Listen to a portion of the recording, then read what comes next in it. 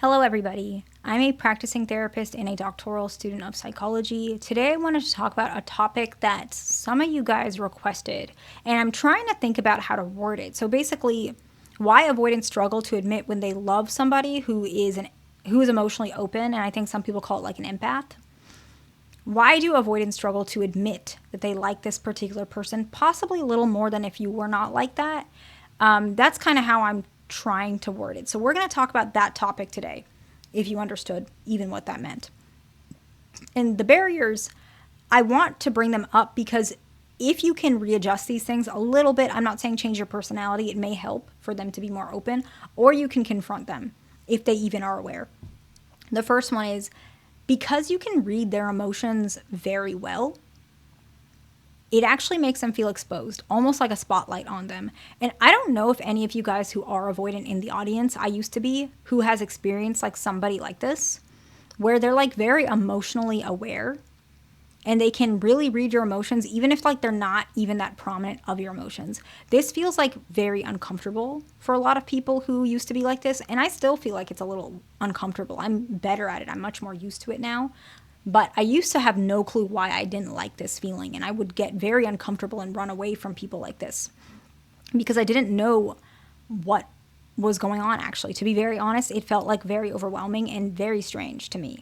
And if you're able to read emotions very well, sometimes you're going to notice some emotions that are there that another person, the avoidant themselves, does not notice. I'm going to give an example that I remember happened to me. This is not a romantic example, but I remember, I think I was like, it was in high school. Yes, I think so. And I was at like a event party type of thing, somebody's house. And I was kind of like not wanting to be there. And I didn't even know it yet. And I've been there, like it's like a long day type of thing. Okay. And I wasn't totally like invested in that. And somebody who I know very like well enough, and I know this person is like very emotionally, like she wears her like emotions on her sleeve type of deal. And she was like, oh, I don't think you really want to be here. Like, you don't have to feel bad. It's okay if you want to go home. And I was like, wait, what are you talking about? Like, I'm okay. Like, it's fine. Like, I felt like really uncomfortable and taken back. And like, I remember like that, like kind of threw me off because I'm like, wait, what? What is going on? Like, I never said that. I'm not trying to make it seem like that. But like later when I reflected on it, I was like, oh, that was how I was feeling. I just didn't know it. But at first it was like really weird and awkward and made me feel like a little defensive because I wasn't trying to make anyone feel like I wasn't enjoying myself. I just didn't realize I was feeling that way. And I don't think she meant it like that either. Like, she was just being like kind and friendly. But I was like I didn't understand. And that is something that can happen if you're in a relationship with an avoidant, because you might say, oh, you're feeling this way, aren't you? Or you might feel like they might be like, oh, are you feel like the empath might be like, I want to take care of you. I want to help you, whatever. And the avoidant's like, wait, why are you telling me what to do or what I feel like, there needs like a little bit of distance at the moment because it's like too quick, right? It's too much.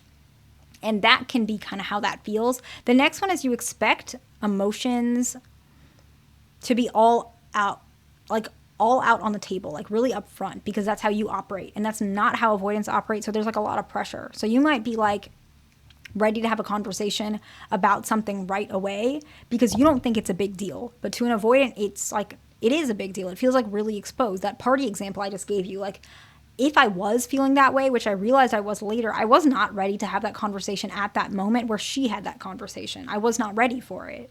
I didn't want to talk about that I wasn't comfortable there. Like, I wasn't ready for that. But she was like all ready for that out on the table. Hey, it's okay if you don't want to be here. You can go. Like, I didn't want that right now. Like, maybe I'll say that later, but I wasn't at that point to say that, even though I felt that way. But people who are emotionally open, they have almost no lag time between their feelings and action. Avoidants have like a huge lag time, right? And some of you guys are avoidant. Not many of you guys are dismissive avoidance. So maybe it's more common with dismissive avoidance, but some of you guys are fearful avoidance. And I know you guys do this too, right? There's like a lag time where you're not ready for that emotion quite yet because you need in like small doses. And people who are emotionally open do not have that, right? The next one is you can express yourself really well if you're someone who's an empath. And that imbalance is really difficult for avoidance. Making them feel like like they're a failure. Their fear of failure is really prominent, right? If any of you guys are in a long-term relationship with, I think a lot of you guys are, and if both of you guys are avoidants, I imagine one of the appeals in your relationship, and I can agree with this as well, and a lot of my patients who are couples feel like being with another avoidant is comfortable because you guys can take a little bit more time to process emotions. And it doesn't feel like so much pressure to get there because the other person also needs time. But if someone is an empath or someone who's emotionally open, they don't need any time or not much time at all. It's an amazing skill, right? It's like you can read emotions really well. Emotions don't overwhelm you because you can dissect them really quickly. Avoidance, part of the reason why emotions are very overwhelming is because we cannot dissect them as quickly. Even ones that are healed, it's still really hard, right? And so being able to, like, you understand all the components in something, right? It's kind of like, I like cooking, so this example came up to me. If someone tastes something at a restaurant, they can say, oh, this is a seasoning they use, this is the way they cooked it, whatever it is. Let's say a really amazing chef. They are able to do that. Another person tastes it and it's like, oh, I thought it was just soup. Like, I'm not thinking about all the little details of everything that's going on in that soup. They didn't know there was like a little bit of nutmeg or a little bit of this or whatever was cooked secretly here and there. Like, they don't know that. Most people are just eating the soup.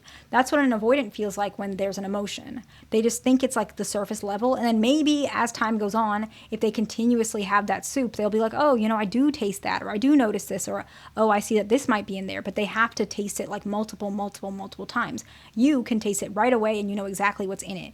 That difference can be pretty overwhelming and makes them feel like they're not enough. The next one is that your love is unconditional. A lot of people who are emotionally open, they do really want to love. But avoidants were not raised in such a way. Avoidants do have some understanding of unconditional love, but they were raised with a lot of conditions. And so actually, they don't necessarily feel that same way about unconditional love. Not that they don't believe their parents loved them. Dismissive avoidants grew up in a family where they do believe they were loved. It just felt conditional. Fearful avoidants, they actually don't even believe they were loved because a lot of them were very abused. But so both types of avoidance are more familiar with love with conditions. And if you are giving unconditional love, it's unfamiliar to them. It's something that they need time to slowly get there because it's a lot. And it's not your fault, but it's something to keep in mind. The next one is you two operate very differently emotionally. And sometimes it makes avoidants feel like they can't give you what you need because they're just different from you. It's really hard to meet someone where they're at when you feel so different and so much like an emotional failure around them. And so those are 5 of the reasons why avoidants kind of struggle to admit they love an empath, because their feelings are almost like lagged up. Like, it's like so much pressure, so much fear of failure. There's so much negative feelings on top of that. It can be really hard. And so let's summarize. Because you can read them so well, they feel exposed. And so that exposure covers up any loves that they have, at least in the moment, because it's a negative feeling to feel exposed, so they feel uncomfortable. You expect emotions all out on the table because that's how you operate, and that's a lot of pressure. So now they're also feeling pressure, too much pressure. Some pressure is good, too much can work the other way. The next one is you express yourself really well, and they feel imbalanced. So now they feel like a failure. So now we have 3 not so good emotions popping up, right? We talked about that they feel exposed, they feel pressure, and now they feel like a failure. The next one is you give unconditional love. They're not familiar with that. So now they feel confusion. So that's another negative emotion. And you two operate very differently, and now they feel like they can't give you what you want. And so those are 5 of the reasons. I hope this video is helpful to somebody. Please like, subscribe. I'll see you in the next one.